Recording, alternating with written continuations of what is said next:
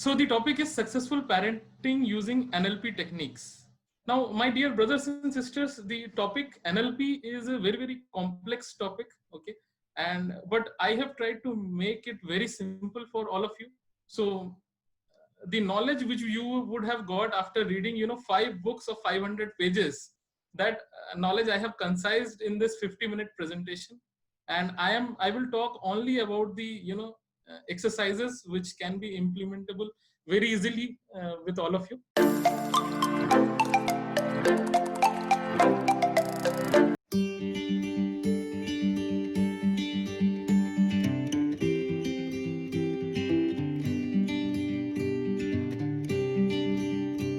Merit Management Association is a professional non-profit body affiliated to All India Management Association with the aim to promote scientific management in industry and trade.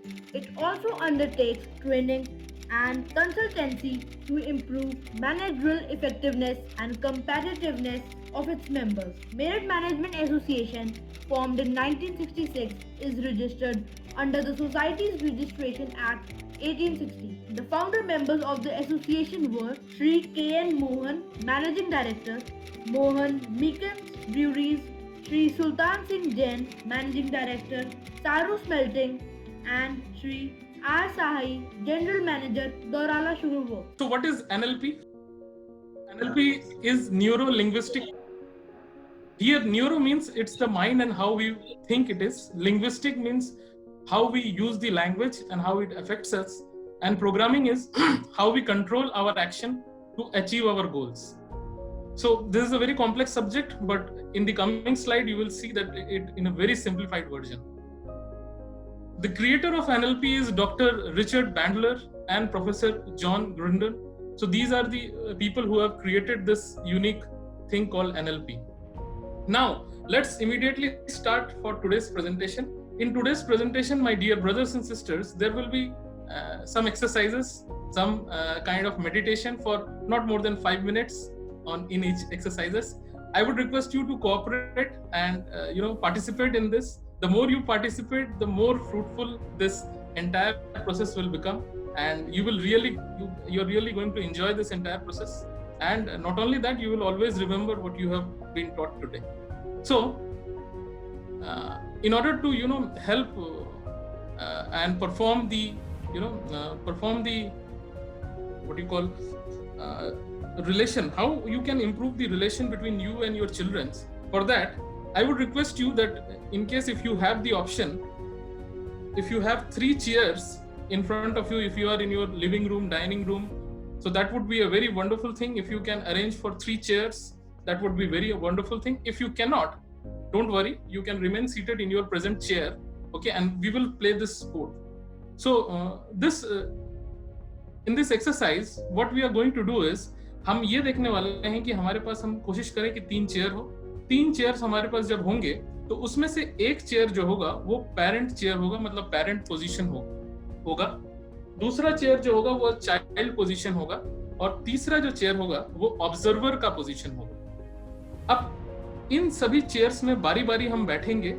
अगर chairs हमारे पास नहीं है तो उस case में हम existing chair पे ही बैठेंगे और अज्यूम करेंगे. सबसे पहले हम ये अज्यूम करेंगे कि हम अपने पेरेंट के चेयर में बैठे हुए हैं. सो मैं अज्यूम कर रहा हूँ कि आज हमारे जितने भी पार्टिसिपेंट्स यहाँ मौजूद हैं, आप सभी किसी न किसी बच्चे के पेरेंट हैं और इसीलिए आप इंटरेस्टेड हैं इसके बारे में जानने के लिए. तो सबसे पहले एक काम कीजिए कि आप अपनी आंखें थोड़ी देर के लिए बंद कीजिए अपने चेयर में, और उसके बाद ये अज्यूम कीजिए कि मेरे साथ, और ये अज्यूम कीजिए कि आपके बगल वाले चेयर में आपका बेटा या बेटी बैठी हुई है.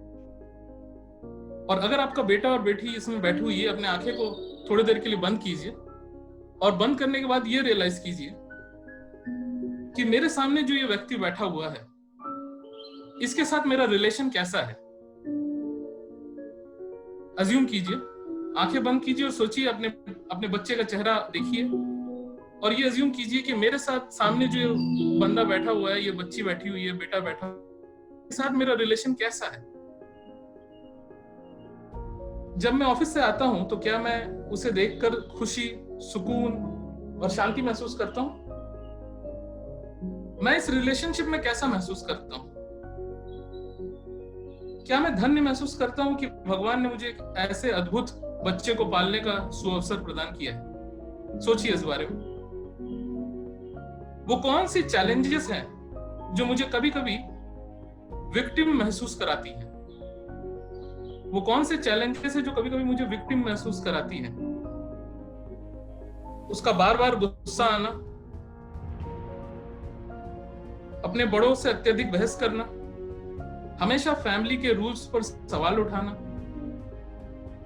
रूल्स को फॉलो करने से मना करना, दूसरे के प्रति निर्दयता से बोलना या झूठ बोलना, लाई, ब्रदर सिस्टर कजन के साथ चीजों को शेयर ना करना। वो कौन सी चीजें हैं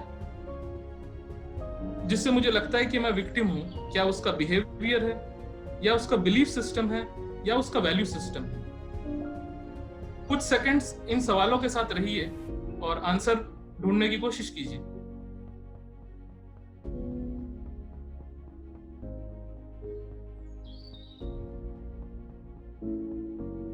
इसके बाद अब आप जरा झटके से, अगर आप चेयर पे ही बैठे हुए हैं तो झटके से अपने चेयर से उठिए, या अगर नहीं उठना चाहते तो अपने हाथों को हिलाइए और उसके बाद फिर से आंखें बंद कीजिए और अब की बार आप एज्यूम कीजिए कि आप वो चाइल्ड हैं जिसके बारे में आप सोच रहे थे। आप अपने बच्चे का रोल फिर से प्ले कीजिए। पहले आप अपने पेरेंट का रोल प्ले किया और अब आप अपने बच्चे का रोल लीजिए। अपनी आंखें को बंद कर लीजिए और फिर से एक बार सोचिए कि ये जो मेरे सामने बैठे हुए हैं, मेरे पिता, मेरे माता, इनके साथ मैं इस रिलेशनशिप में कैसा महसूस करता हूं? जब मेरे पेरेंट्स ऑफिस से घर आते हैं तो क्या उनको देख के मुझे खुशी, सुकून और प्रोटेक्शन फील होता है? फिर से अपने बच्चे के तौर पे सोचिए, आंखें बंद करके। ऐसा अज्यूम कीजिए कि आप नहीं, आपका बच्चा खुद सोच रहा है कि इस रिलेशनशिप में मैं कैसा महसूस करता हूँ। क्या मैं धन्य महसूस करता हूँ कि मुझे इतने अद्भुत पेरेंट्स मिले हैं? तीसरा, वो कौन से चैलेंजेस हैं जो मुझे कभी कभी विक्टिम महसूस कराती हैं? मेरे माता पिता मुझे समय नहीं देते, वो मेरे साथ पार्क में खेलने नहीं जाते, वो हमेशा नियमों को थोपते रहते हैं, वो बहुत जल्दी चिढ़ जाते हैं, वो हमेशा लैपटॉप या कंप्यूटर के सामने बैठे रहते हैं, वो एक दूसरे से झगड़ा करते हैं, वो मेरे साथ समय नहीं बिताते। वो कौन सी चीजें हैं? जरा इसके बारे में सोचिए और कुछ सेकंड्स अपने बच्चों के तौर पे सोच के देखिए कि उसको कैसा फील होता है।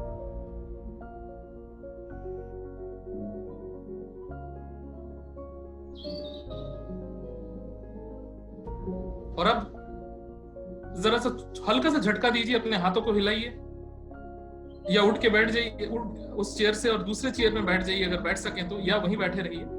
और अब तीसरे चेयर ऑक्यूपाई कीजिए, ऑब्जर्वर की पोजीशन को ऑक्यूपाई कीजिए और फिर से कुछ पलों के लिए अपनी आंखें को बंद करके कहिए या सोचिए कि इन दोनों के बीच में जो रिलेशन है, उस रिलेशन की क्वालिटी क्या है? आपको एक आंसर अपने मन से आएगा। इस रिश्ते में कैसा लग रहा है दोनों को? और तीसरा, वो कौन सी चुनौतियां हैं जो ये दोनों सामना कर रहे हैं? कुछ सेकंड्स तक इसी में रहिए। ओके, अब हमने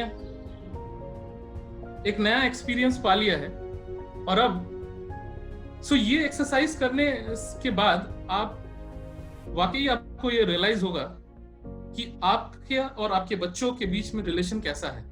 और जब आप उसको एक इंडिपेंडेंट ऑब्जर्वर की तरह देखेंगे तो आपका जो थॉट प्रोसेस है वो बिल्कुल बदल जाएगा।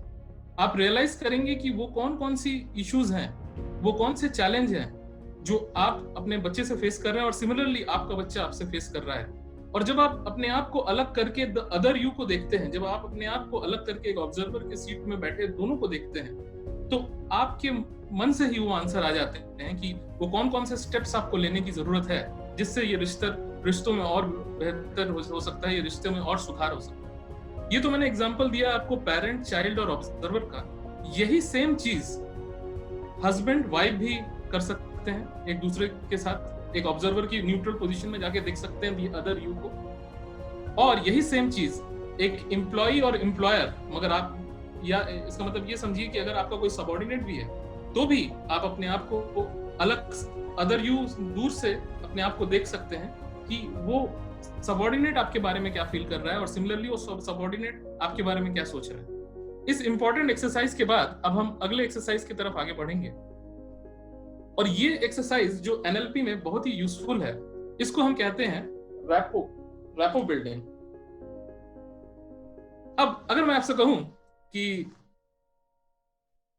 अगर आपका मान लीजिए बर्थडे है और मैं आपसे कहूं wish you very happy birthday, तो एक आप मेरा फेशियल रिएक्शन देख रहे हो, और अगर मैं आपसे कहूं wish you very happy birthday, तो आपने देखा कि फेशियल एक्सप्रेशन में कैसा चेंज हुआ। ये कहा जाता है कि human communicate 55% by body movement, 38% by tone of words and 7% by words. So इन तीनों का कॉम्बिनेशन जो है ये एक 100% कम्युनिकेशन तय करता है। अगर आपको अपने बच्चों के साथ रैपो बनाने में थोड़ी दिक्कत हो रही है तो आप एक टेक्निक यूज कीजिए। इस टेक्निक को कहते हैं मिररिंग। और मिररिंग में हम क्या करते हैं, मिररिंग में हम अब जो हमारा बच्चा है, हमारा बेटा या बेटी, वो जो भी एक्शन, बॉडी का जो भी एक्शन कर रहा है, अगर वो राइट हैंड अप करके इस तरह से सोच रहा है तो हम लेफ्ट हैंड अप करके इस तरह से सोचने का पोस्चर अपनाते हैं। अगर वो राइट हैंड से कुछ ड्रिंक कर रहा है, चाय, कॉफी, बूस्ट, हॉर्लिक्स, कुछ भी, तो हम लेफ्ट हैंड से कुछ ड्रिंक करने की कोशिश करते हैं और उससे बात करते हैं। जब हम इस तरह की मिररिंग करते हैं तो एक कनेक्ट क्रिएट होता है और अपने आप में ही एक बहुत ही जबरदस्त रैपो बिल्ड होना शुरू हो जाता है। और अगर आप फ्रीक्वेंटली इस चीज को करें on a daily basis, on a routine basis, तो आप देखेंगे कि बड़े ही आश्चर्यजनक तरीके से आपको ये रियलाइज होगा कि आपका बेटा भी मिररिंग कर रहा होगा और वो नेचुरल शुरू हो जाएगा मिररिंग। और इस मिररिंग के जरिए क्या होगा कि आप लोगों का एक जबरदस्त बॉन्डिंग तैयार होगी बच्चों के साथ और एक जबरदस्त रैपो बिल्ड होगा। इस एक्सरसाइज के बाद अब हम अगले एक्सरसाइज की तरफ आगे बढ़ते हैं, और वो है your state of your child. हमारे जितने भी फैमिली में हमारा जो भी इमोशनल स्टेट होता है वो दो तरह का स्टेट होता है। एक होता है रिसोर्सफुल स्टेट और दूसरा होता है अनरिसोर्सफुल स्टेट। जो रिसोर्सफुल स्टेट है वो क्या है, वो है happiness, concentration, confidence, Joy, flexibility, love, playfulness, feel good. और अनरिसोर्सफुल स्टेट क्या है, sadness, confusion, fear, phobia, frustration, ये सारी चीजें। आपने कई बार नोटिस किया होगा कि आपके फैमिली में, जस्ट एग्जांपल दे रहा हूं, अपने मेमोरी को थोड़ा पीछे लेके जाइए। अज्यूम कीजिए कि आपका ब्रदर, उसकी मैरिज तय हो गई थी और वो कोर्टशिप पीरियड में थे, वो और उसके फियांसे। वो एक दिन ऑफिस से आया, बड़ा दुखी मन से था। ऑफिस में शायद किसी ने उसको कुछ बोल दिया था, लेकिन और अचानक से उसके फियांसे का फोन आ गया और वो बिल्कुल अनरिसोर्सफुल स्टेट में था। और आपने देखा मिनटों में वो अनरिसोर्सफुल स्टेट से रिसोर्सफुल स्टेट में पहुंच गया और तुरंत जो बंदा एकदम बिल्कुल डल होके आया था वो तुरंत तैयार होके अच्छा शर्ट पहन के परफ्यूम लगा के गाड़ी में अपने फियांसे को मिलने चला गया। सो हम सभी लाइफ में या तो रिसोर्सफुल स्टेट में होते हैं या अनरिसोर्सफुल स्टेट में होते हैं, और हम कभी भी मिनटों में इसको चुटकी बजाते हुए ये रिसोर्सफुल अनरिसोर्सफुल स्टेट से हम अपने आप को पार कर सकते हैं। मैं आपको एक एग्जांपल देता हूं और ये एग्जांपल है मिस्टर ई बालाजी का। ई बालाजी एक फेमस क्रिकेटर हुआ करते थे लेट 90s में, और लेट 90s में एक बार इंडिया पाकिस्तान का दौरा हुआ और इस इंडिया पाकिस्तान के दौरे में अलग अलग बैट्समैन थे। उसमें आशीष नेहरा जैसे बॉलर्स भी थे और इरफान पठान जैसे बॉलर भी थे और सचिन तेंदुलकर खुद थे। लेकिन इंडिया पाकिस्तान की उस सीरीज में जो सबसे ज्यादा नाम अगर किसी पार्टिसिपेंट का लिया गया तो वो थे मिस्टर ई बालाजी। और वो क्यों थे मैं बताऊं, क्योंकि ई बालाजी एक टेल एंडर बॉलर थे और उस सीरीज में उन्होंने बहुत ही अच्छी बॉलिंग की थी। इनफैक्ट जब बॉल उनके हाथ में आया हर ओकेजन में उन्होंने विकेट्स लिए। और नॉट ओनली दैट, ऐसे कई सारे सिचुएशन ऐसे भी आ गए थे जब टेल एंडर होने के बावजूद भी उनको बैटिंग करना पड़ा, और जब भी उनको बैटिंग का मौका मिला उन्होंने ताबड़तोड़ चौके और छक्के भी लगाए।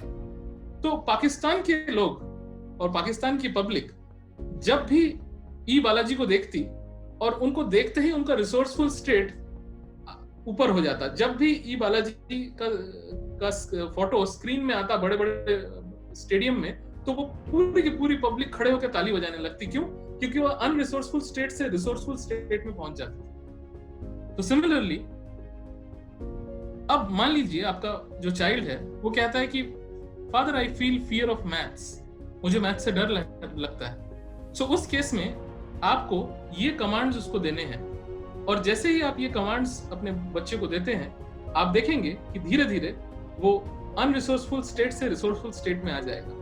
और इस कमांड के लिए हमें क्या करना है कि आप अज्यूम कीजिए कि आपने अपने बच्चों को एक चेयर में अगेन बैठाया हुआ है और आप उसको कहते हैं कि पुट योर स्पाइन स्ट्रेट, अपनी रीढ़ की हड्डी सीधी करो और सीधे होकर बैठ जाओ, आंखें बंद कर लो बेटा।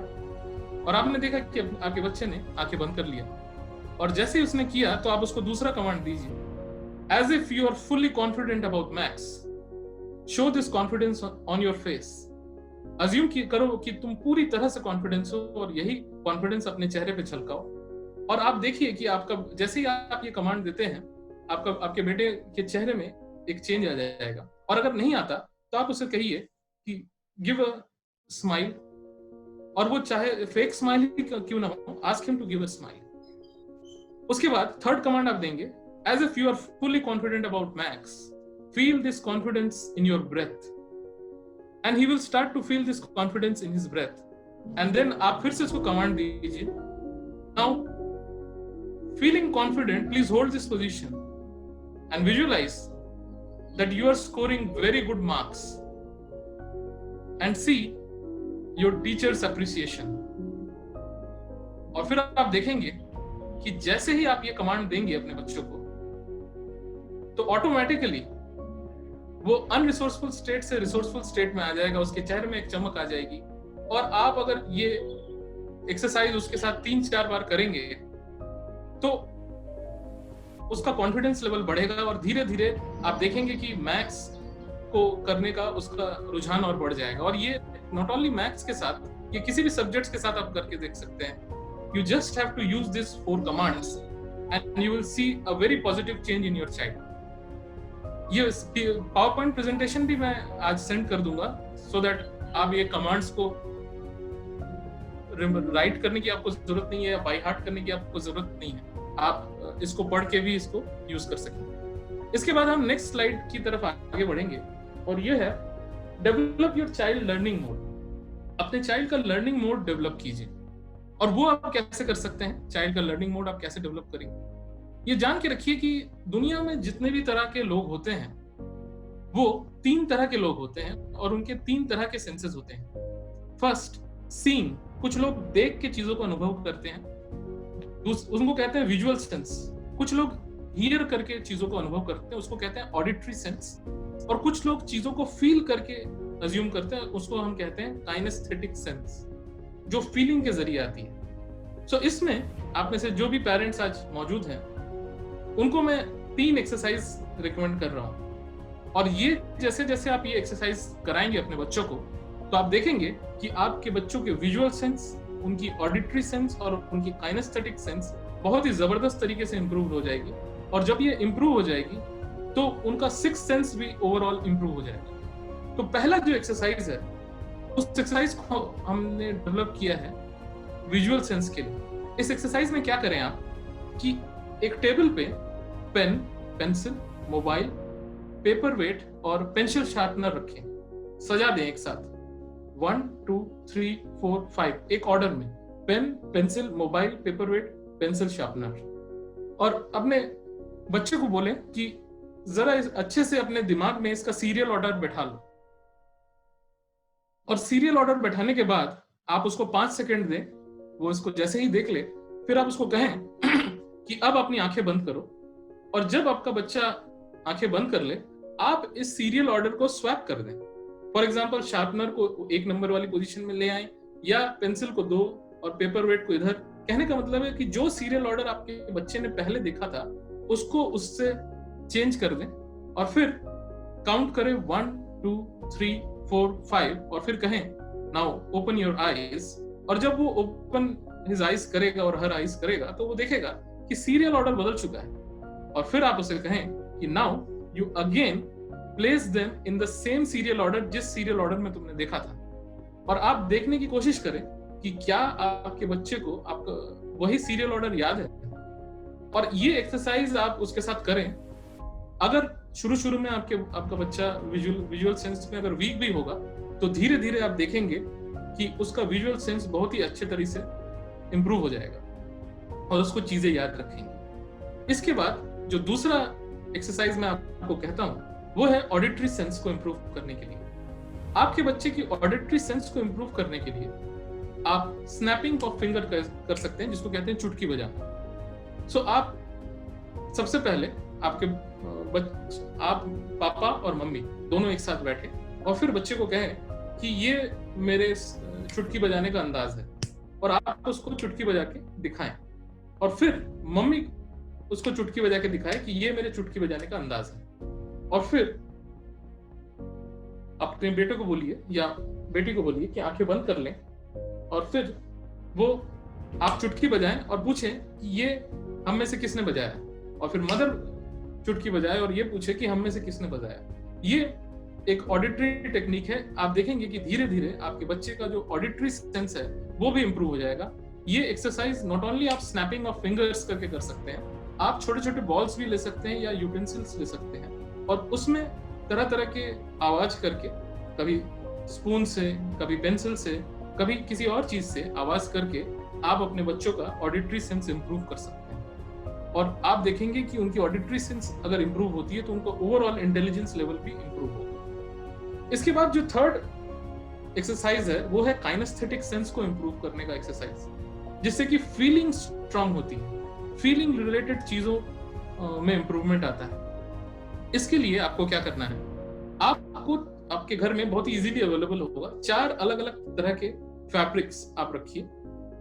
सिल्क क्लॉथ हो सकता है, कॉटन फैब्रिक, टेरिकॉट या जूट का फैब्रिक हो सकता है। और पहले खुली आंखों से उसको फील कराइए, उसको टच करने दीजिए कि सिल्क इसे कहते हैं, कॉटन फैब्रिक इसे कहते हैं, टेरिकॉट इसे कहते हैं और जूट इसे कहते हैं। या अगर आपके पास जूट नहीं है, आप कोई से भी दूसरा फैब्रिक यूज कर सकते हैं। तो कहने का मतलब है 3-4 अलग तरह के फैब्रिक्स हो जिसको बच्चा आंखों से देखे और फील करे। और फिर आप वो सारे फैब्रिक कुछ पलों के लिए उसके पास से हटा लीजिए और फिर एक बार फिर से उसको आंखें बंद करके उन फैब्रिक को फील कराने की कोशिश कीजिए और पूछिए कि ये जो फैब्रिक अभी तुम फील कर रहे हो ये कौन सा फैब्रिक है। और देखिए कि आपका बेटा क्या हर बार सही आंसर देता है। और कभी कभी आप ऐसा भी कर सकते हैं कि इन चारों फैब्रिक के अलावा कोई 5वां फैब्रिक जिसको आपने उसको फील ही नहीं करवाया वो फैब्रिक उसको दे दीजिए। और कई बार ऐसा चांसेस होगा कि आपका बेटा छूते ही उसको कह देगा कि मम्मा या पापा आपने ये फैब्रिक तो मुझे फील नहीं करवाया था। और जैसे जैसे आप ये काइनेस्थेटिक सेंस वाले एक्सरसाइज कराते हैं अपने बच्चों को तो आप देखेंगे कि आपके बच्चों के काइनेस्थेटिक सेंस बहुत ही जबरदस्त तरीके से इंप्रूव हो जाएंगे। तो उनकी विजुअल सेंस, ऑडिटरी सेंस और काइनेस्थेटिक जो फीलिंग वाली सेंस है वो इंप्रूव हो जाएगी और उससे उनका ओवरऑल इंटेलेक्ट लेवल इंप्रूव हो जाएगा। इसके बाद हम आते हैं अगले एक्सरसाइज की तरफ।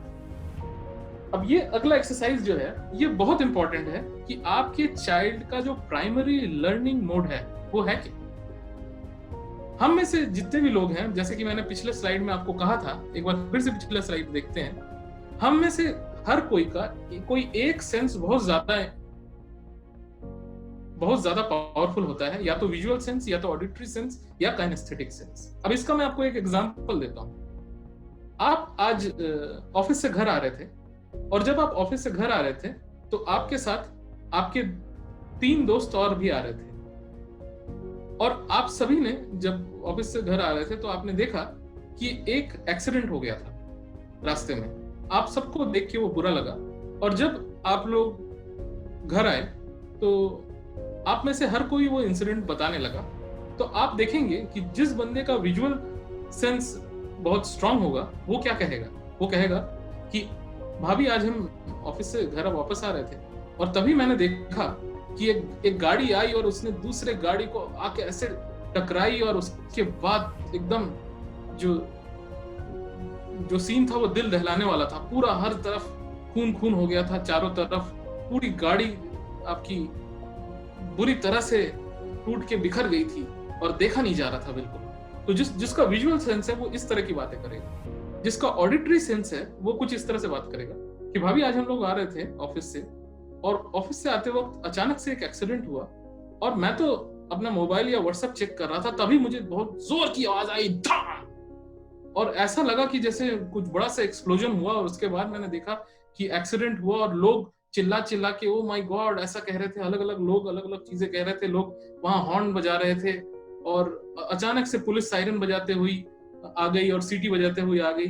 तो आप देख रहे हैं कि जो दूसरा बंदा है जिसका ऑडिटरी सेंस हाई है, वो अपने बातों पे ऐसी चीजों का इस्तेमाल कर रहा है जिससे कि ऑडिटरी चीजें झलक रही। अगर यही बंदा, तीसरा बंदा आपको जब बोले जिसका काइनेस्थेटिक बहुत ज्यादा हाई है, तो वो इसी सीन को कुछ इस तरह से एक्सप्लेन करेगा कि भाभी आज हम जब आ रहे थे वापस, मैं आपको क्या बताऊं, आज एक एक्सीडेंट हुआ। उस एक्सीडेंट को तो देख के मतलब मेरे को अजीब सा फील होने लगा, मुझको आई थॉट ऑफ प्यूकिंग। सो मुझे तो बहुत तबीयत खराब होने लगी, बेचैनी सी फील होने लगी, मतलब मेरे एकदम से गूज बम्प हो गया मुझे और मेरा हार्ट बीट इंक्रीज हो गया। तो आप देख रहे हैं कि ये जो थर्ड किस्म का आदमी है, जो काइनेस्थेटिक जिसका स्ट्रांग है, जिसकी फीलिंग स्ट्रांग है, वो आपको जब भी बोल रहा है वो पूरी फीलिंग के साथ आपको कुछ बयान कर रहा है। तो आपका बच्चे का लर्निंग बिहेवियर क्या है, वो क्या है इन तीनों में से? क्या वो विजुअली ज्यादा स्ट्रांग है, क्या वो ऑडिटरी सेंस में स्ट्रांग है, या क्या वो काइनेस्थेटिक सेंस में स्ट्रांग है? ये आज आपको जानने की जरूरत है। और वो जानने की क्यों जरूरत है वो मैं आपको आने वाले स्लाइड्स में बताता हूँ। अब आपका बच्चा जो भी है, जब आप उस बच्चे से बात करें तो उसको पूछें, फॉर एग्जाम्पल, बेटा कल तुमने कौन सी शर्ट पहनी थी? और जैसे ही आप कहेंगे बेटा तुमने कल कौन सी शर्ट पहनी थी, आप देखेंगे आपका बेटा अगर वो विजुअल उसका ज्यादा स्ट्रांग है तो वो राइट हैंड साइड में ऊपर की तरफ आंखें करेगा, जैसे कि आप अभी स्क्रीन में देख रहे हैं। तो वो क्या करने की कोशिश कर रहा है, अगर वो उसकी आंखें ऊपर की तरफ जा रही हैं, जैसे आपने कहा कि बेटा कल तुमने कौन सी शर्ट पहनी थी, so he or she is trying to remember the pictures, और इसीलिए उसका विजुअल सेंस ऊपर जा रहा है।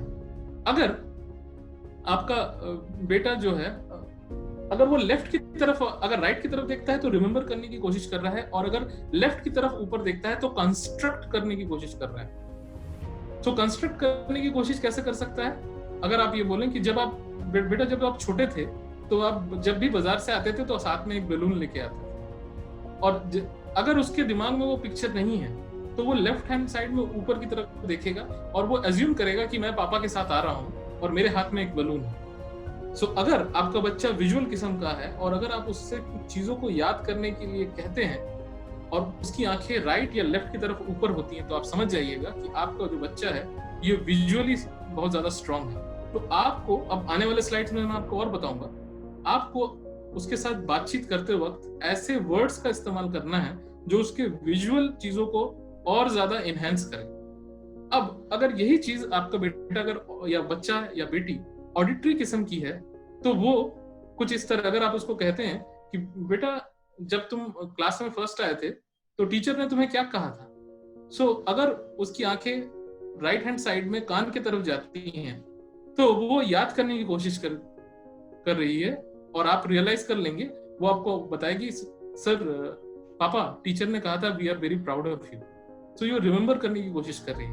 और अगर उसको याद नहीं है और आप उसको याद दिलाते हैं कि बेटा आपकी टीचर ने कहा था you are a laurel for our school, you will someday you will become very very scholar student. So उसको ध्यान नहीं है, लेकिन वो आपके कहे गए वर्ड्स को कंस्ट्रक्ट करने की कोशिश कर रही है। सो वो लेफ्ट हैंड साइड में कान की तरफ इशारा करेगी। कहने का मतलब ये है कि अगर वो परपेंडिकुलरली कान की तरफ देख रही है तो आप समझ जाइएगा कि उसका ऑडिटरी जो सेंस है वो बहुत ही स्ट्रांग है। और इसके बाद अगर आपकी जो बच्चे हैं वो फीलिंग के वाले बच्चे हैं कि बेटा जब तुमको नाना जी ने आके वो वीडियो गेम दिया था तो तुमने कैसा फील किया था, तो अगर आप देखेंगे कि वो लेफ्ट हैंड नीचे की तरफ देख रही है, उसके सोचते वक्त उसकी आंखें नीचे की तरफ आ रही हैं, तो वो अपने इनर फीलिंग को महसूस कर रही है और वो कहेगी कि पापा मुझे बहुत ही अच्छा फील हुआ था। और अगर वो लेफ्ट हैंड नीचे की तरफ देख रही है तो अपने ऑडिटरी डिजिटल को देखने की कोशिश कर रही है।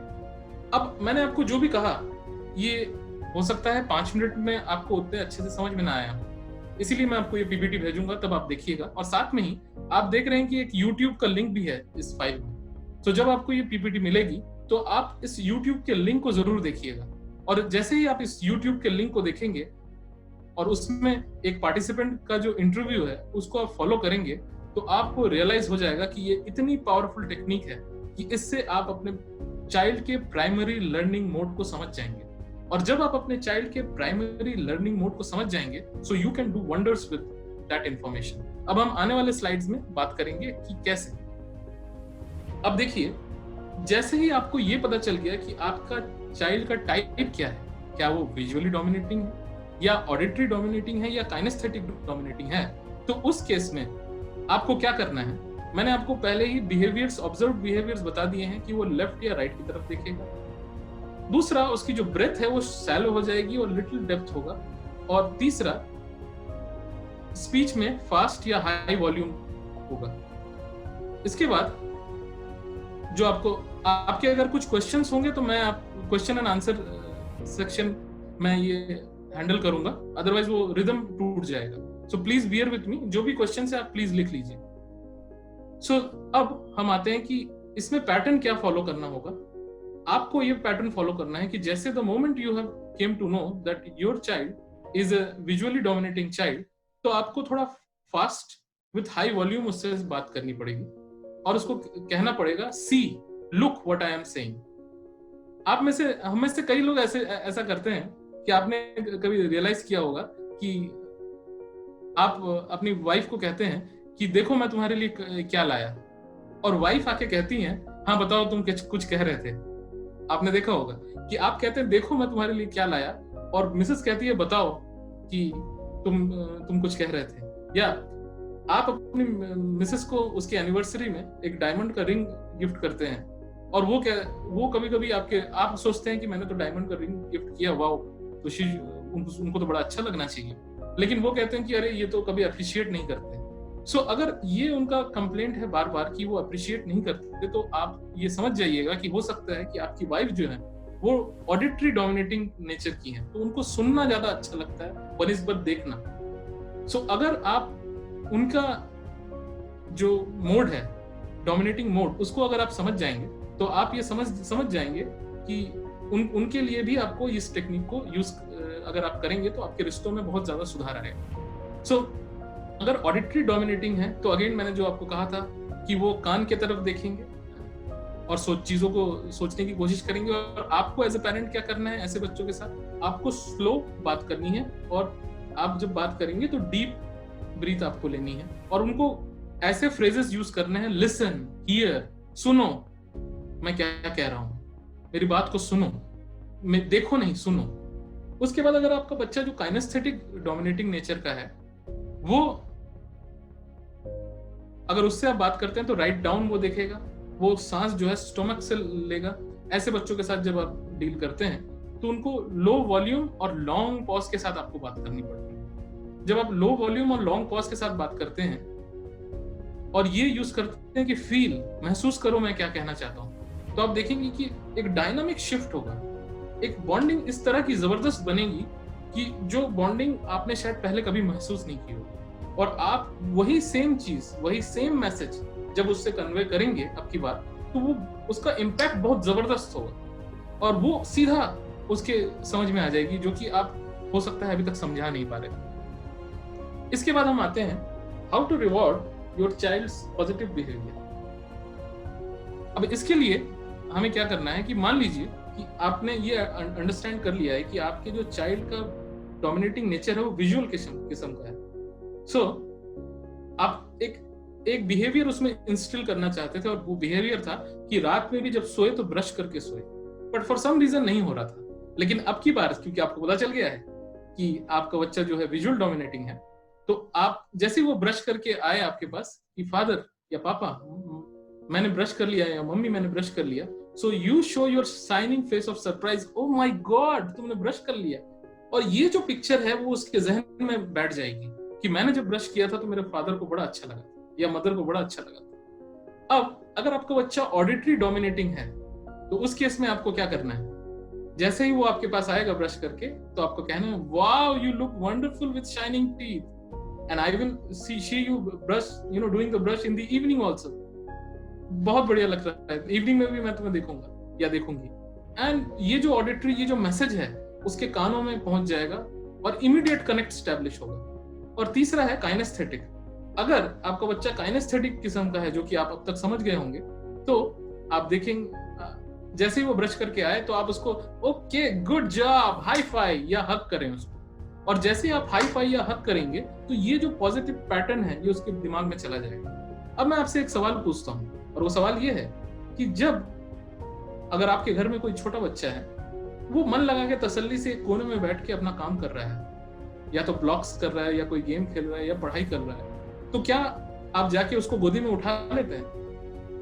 ज्यादातर केस में नहीं। लेकिन वहीं अगर एक बच्चा है जो कोने में बैठा हुआ है और रो रहा है, तो क्या आप उसको गोदी में उठा लेते हैं? ये हमारा एक बिहेवियर है जो बचपन से स्टैब्लिश हो गया है। और वो स्टैब्लिश ये हुआ है कि जैसे ही बच्चा रोए उसको गोदी में उठा लो, और गोदी में उठाते ही धीरे धीरे बच्चा अच्छा फील महसूस करता है और वो रोना बंद कर देता है। लेकिन एक बिहेवियर उसके दिमाग में, उसके पैटर्न में बिल्ड हो गया है, और वो ये बिल्ड हो गया है कि अगर फादर और मदर का अटेंशन चाहते हो, अगर चाहते हो कि वो तुम्हें हक करें, गोदी में उठाएं, तो रोना शुरू कर दो। अब इस बिहेवियर को हमें बदलना है इन बिहेवियर से, जो कि मैंने विजुअल और डोमिनेटिंग किस्म के बिहेवियर से मैंने आपको बताया। अब हम आते हैं अगले स्लाइड पे कि हर एक बच्चा जो है कभी ना कभी किसी न किसी पॉइंट पे एक अनरिसोर्सफुल स्टेट से होके गुजरता है। अनरिसोर्सफुल स्टेट कैसा होता है? आप देखेंगे कि कभी कभी अचानक से वो एकदम से उधम मचाने लगता है, चीजों को इधर उधर फेंकने लगता है, ठीक है, और कुछ लिखते लिखते या ड्राइंग करते करते चीजों को फाड़ देता है, या कभी कभी एकदम से अनरिसोर्सफुल स्टेट में चला जाता है। आपको समझ में नहीं आता है, आप उसको डांट लगाते हैं कि ऐसा मत करो, don't do like this, I am getting very angry, message देते हैं। लेकिन इस तरह के मैसेज देने के बाद मेरा आपसे सवाल ये है कि क्या इस तरह के मैसेज आप दे रहे हैं, क्या इससे उसका वो इरिटेटिंग बिहेवियर खत्म हो गया? आज तक आप उस पर काबू पा पाए? नहीं, आप अभी उस पर काबू नहीं पा पाएंगे। आप काबू तभी पा पाएंगे जब आप उस बिहेवियर, उस पैटर्न को ब्रेक कर देंगे, उसको तोड़ देंगे। तो तोड़े कैसे ऐसे पैटर्न्स को? इसको तोड़ने का तरीका यह है कि अब की बार जब भी वो उस अनरिसोर्सफुल स्टेट में जाए और जब कि आपको एक इरिटेशन फील होती है उस तरह, तो आप उस समय अपने बेटे के पास जाएं, उसको उसकी आंखों में डायरेक्टली देखें, मेंटली काउंट करें 10, 9, 8 और एकदम आश्चर्य से सरप्राइजिंग वाला फेस बनाएं।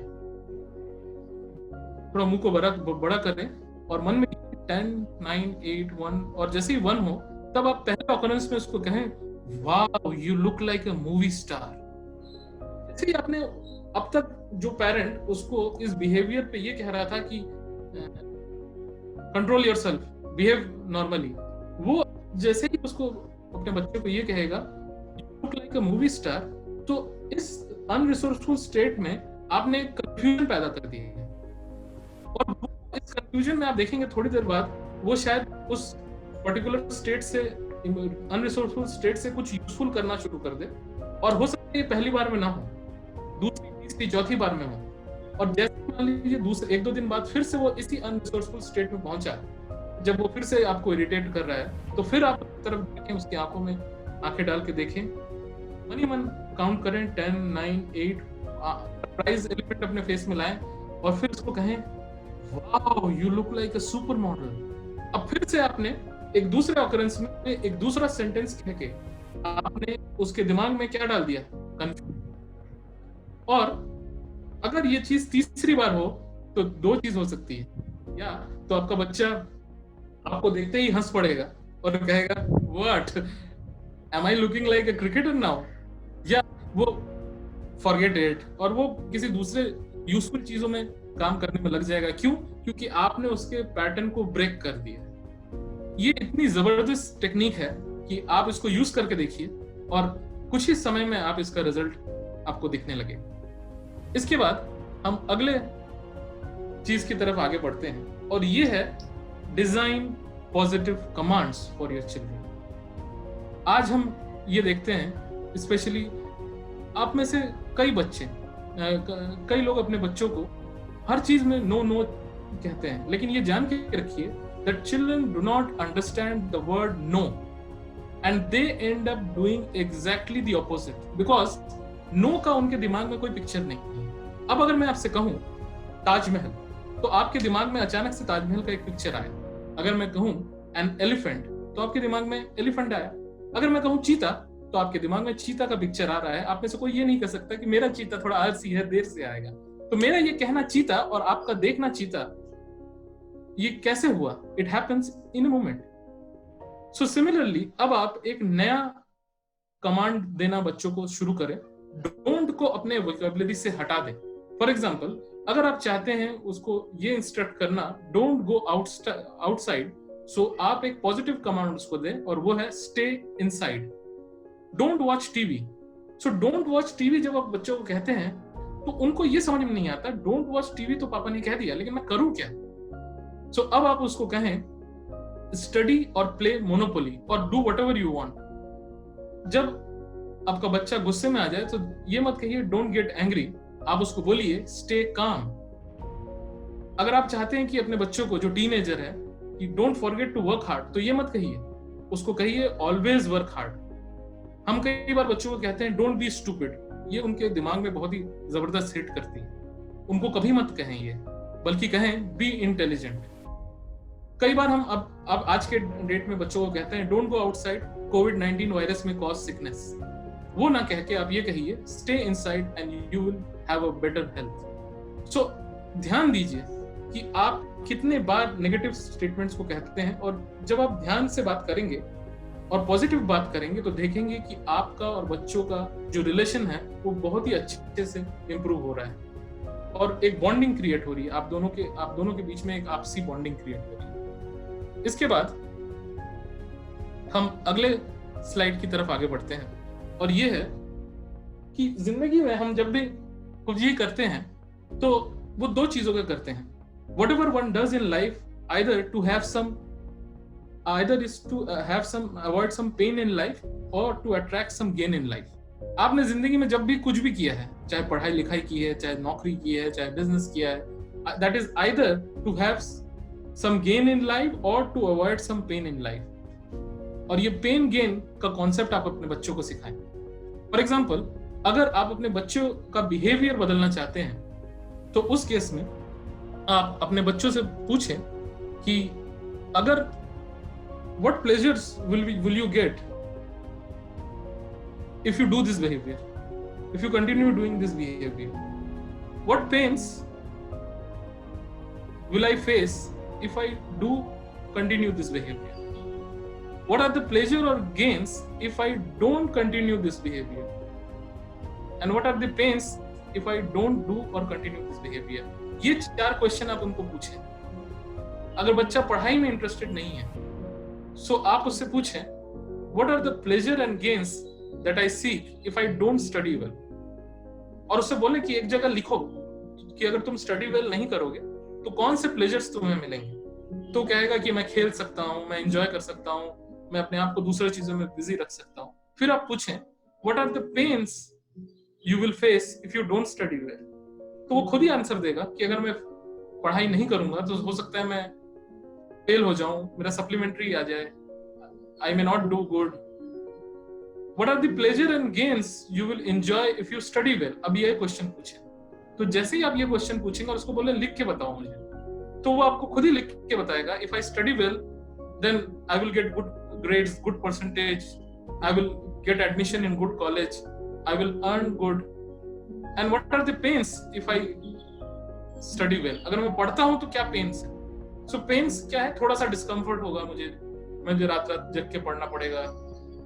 और जब इस तरह की पेन और गेन्स की आप एक्सरसाइज कराते हैं अपने बच्चों को, उनको मोटिवेट करते हैं कि तुम लिख के मुझे बताओ कि क्या पेन्स एंड गेन्स हैं, तो क्योंकि बच्चों ने खुद अपने हाथों से लिखा होता है वो उनके जहन में अच्छे तरीके से चला जाता है।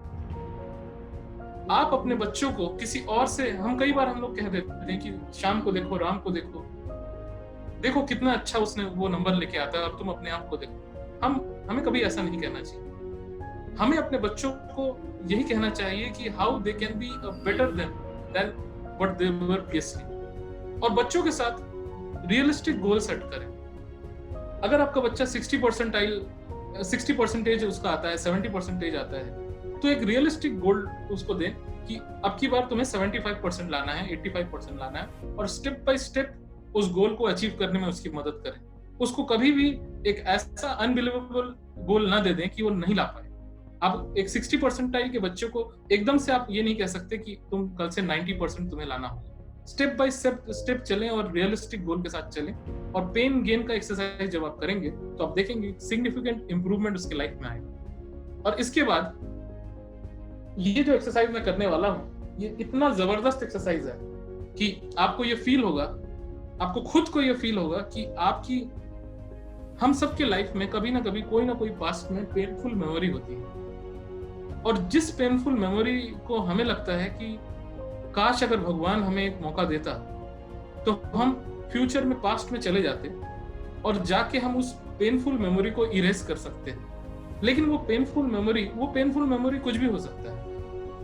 कोई ऐसा मेमोरी जो आपके रिलेशंस के जरिए आपको पेनफुल मेमोरी मिली हो, किसी नियर एंड डियर वंस की डेथ की वजह से हो सकती है, कोई ऐसा बिहेवियर आपने पास्ट में किसी के साथ कर दिया हो जो कि बाद में आपको बहुत जबरदस्त गिल्ट आपको महसूस करा रहा हो।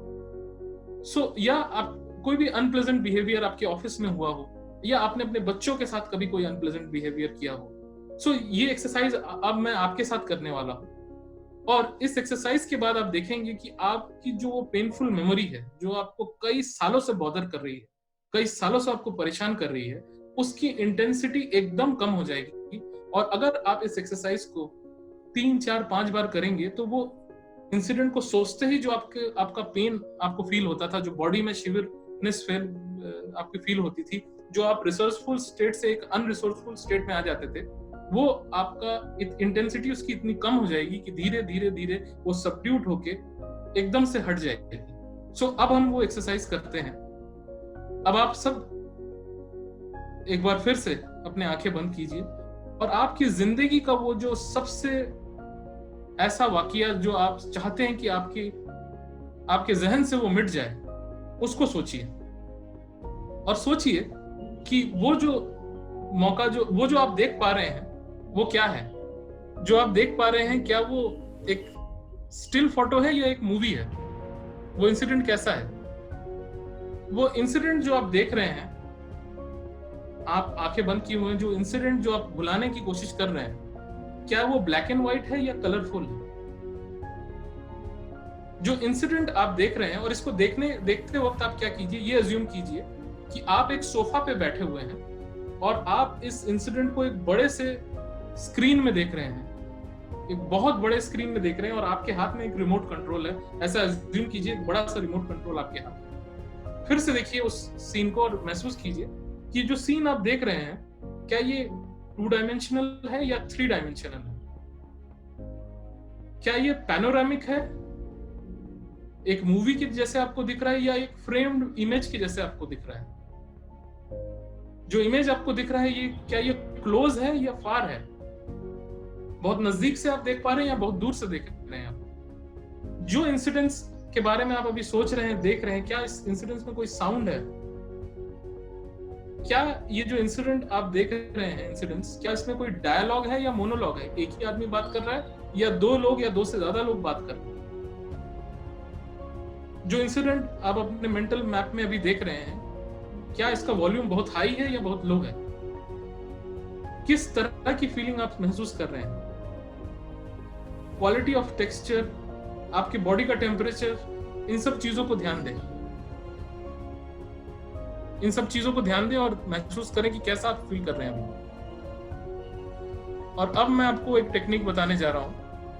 उस टेक्निक को आप फॉलो करें, और वो टेक्निक ये है कि आपके हाथ में एक बहुत बड़ा रिमोट है, और अब जो आप अपने मेंटल स्क्रीन में आप जो अपने आप को देख रहे थे, इस पूरे चीज को आप एक टीवी स्क्रीन में देख रहे थे, अपने आप को आपने उस इंसिडेंट से अलग किया हुआ था, आप सोफा में बैठे हुए थे, आप इस सीन को टीवी में देख रहे थे, आप रिमोट के जरिए जो उस इंसिडेंट के जो वॉल्यूम है उसको आप कम करते जाइए। आप देखिए कि आप रिमोट में वॉल्यूम कम कर रहे हैं, और जो भी आपका एक इमेजिनरी नंबर एज्यूम कीजिए, 30 से आप कम करते करते करते करते 0 में आ गए हैं। अब आप अपने रिमोट के कॉन्ट्रास्ट बटन में जाइए, और जो वो सीन है जो आप देख रहे हैं, उस सीन को आप धीरे धीरे कॉन्ट्रास्ट में जाके उसको ब्लैक कीजिए, ब्लैक कीजिए, ब्लैक कीजिए, और अब वो सीन बिल्कुल ब्लैक हो गया है। आप देखिए वो सीन में ना साउंड है और न ही उस सीन में कोई ना ही कोई ऑडियो है, ना ही कोई वीडियो, बिल्कुल ब्लैक स्क्रीन हो गई है। और अब आप ये एज्यूम कीजिए कि आपने जो बड़ा सा रिमोट है, आपने इसको टीवी पे दे के मारा है, और टीवी जो है बिल्कुल चकनाचूर हो गई है, और चकनाचूर के साथ ही ये जो टीवी है ये बिल्कुल एशेस में बदल गई है, और ये सन में चली गई। और इस फीलिंग के साथ आप थोड़ी देर रहें, और आप देखेंगे कि जो आपकी वो जो पेनफुल मेमोरी है उसकी इंटेंसिटी जो है वो कम हो गई। थोड़ी देर इस फीलिंग के साथ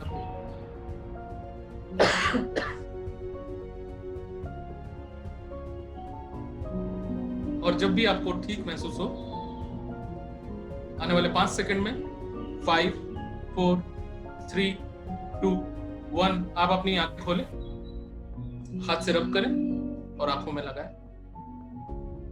आपको थोड़ा बेटर फील हो रहा होगा। और अब हम आज के हमारे फाइनल एक्सरसाइज की तरफ आगे बढ़ते हैं। और ये एक्सरसाइज जो है, ये है आपके चाइल्ड के सेल्फ एस्टीम को ट्रांसफॉर्म करने की एक्सरसाइज। आपका जो चाइल्ड है, वो चाइल्ड, हम सब, हमारे जितने भी बच्चे होते हैं, हम सभी के बच्चों में कुछ ना कुछ ऐसी चीजें होती हैं जो उनको दूसरों से अलग करती है, उनको दूसरों से अलग करती है। और आपके चाइल्ड के सेल्फ एस्टीम को बढ़ाने के लिए आप ये मेडिटेशन कीजिए।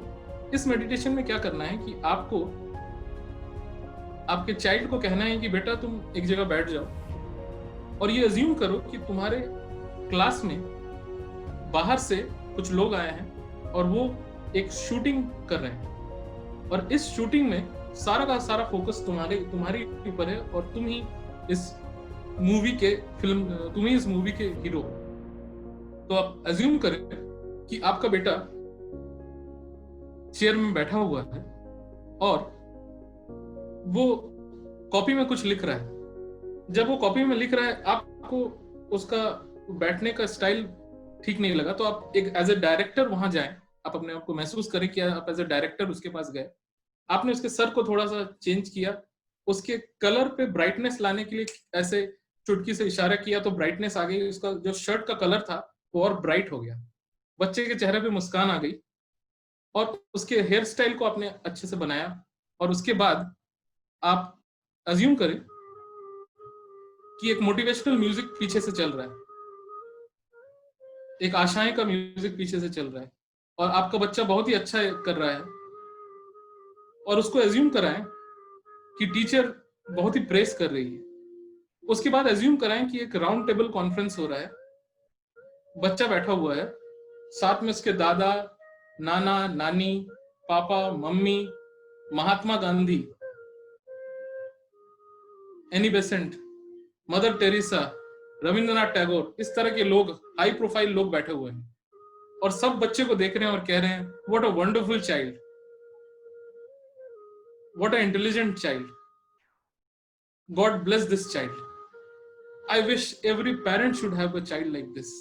इस तरह के अप्रिसिएशन आपके बच्चे को मिल रहे हैं, और वो इस अप्रिसिएशन को पाके इतना खुश हो रहा है आपका चाइल्ड, इतनी खुशी उसको हो रही है कि आप उसके ग्लोइंग फेस को देख रहे हैं, उसका फेस खुशी से चमक रहा है। और अपने बच्चे को देखिए, वो स्कूल में घूम रहा है, पत्तों को देख रहा है, अलग अलग अपने स्कूल की बिल्डिंग को फील कर रहा है, और बैग लेके इवनिंग में खुशी से घर की तरफ आ रहा है। फील करें आप, देखें कि आपका बच्चा इस फीलिंग के साथ आ रहा है।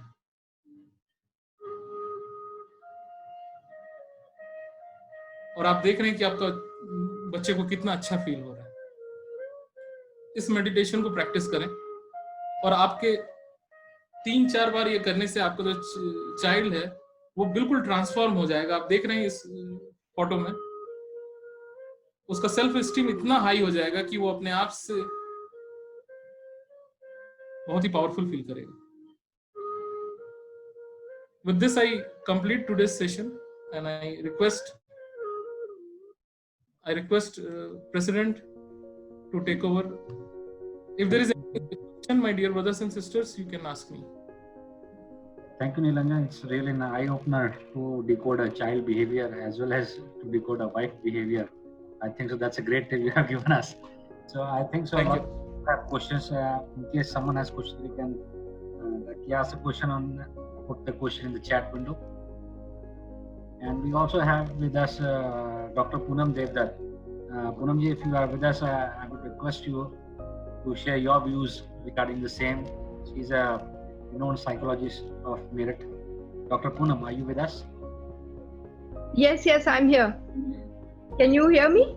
Yeah, ma'am. It is my proud privilege that you are here, ma'am, today. It was a fantastic session. Thank you so much. आपने इतने क्लैरिटी के साथ इतने इम्पोर्टेंट कॉन्सेप्ट्स को एक्सप्लेन किया. That was amazing. Thank you, ma'am. Thank you. Yes, and आपकी slides भी बहुत इफेक्टिव थी. Everything was so clear कि जो भी NLP के बारे में पहली बार सुन रहा होगा उसके लिए भी बहुत क्लैरिटी के साथ आपने एक्सप्लेन किया. और best part is that all that you spoke about was so very practical because these are everyday issues that every parent faces. और इसके साथ में पेरेंटिंग के तो टिप्स आपने दिए ही, लेकिन मैं समझती हूँ as a psychologist I can say that यही एग्जैक्टली यही टेक्निक्स हम किसी भी रिलेशनशिप में यूज कर सकते हैं. Absolutely, yes. In the workplace, with our colleagues or with a spouse or friends or whoever. So thank you so much for a wonderful presentation. बहुत अच्छा आपने explain किया. Thank you, ma'am. Thank you, ma'am. Thank you, Gaurav, for organizing this talk. आपने पूरे MMA को benefit किया है इस talk से. Thank you very much. Thank you, ma'am. Thank you, ma'am. Thank you for your kind words. And in case we do have, I think so, Nilanjan, we have few questions in the chat. If you can, please. One second. Each kid have one primary mode. Yes, the answer is yes. Each kid will have one primary mode, and now Gaurav sir and Mr. Kapil will be sending this presentation to all of you. Try to use this learning and try to understand what is the primary mode of your child. Q&A at the end of the session. Okay, amazing info. Handling distracted mind while studying.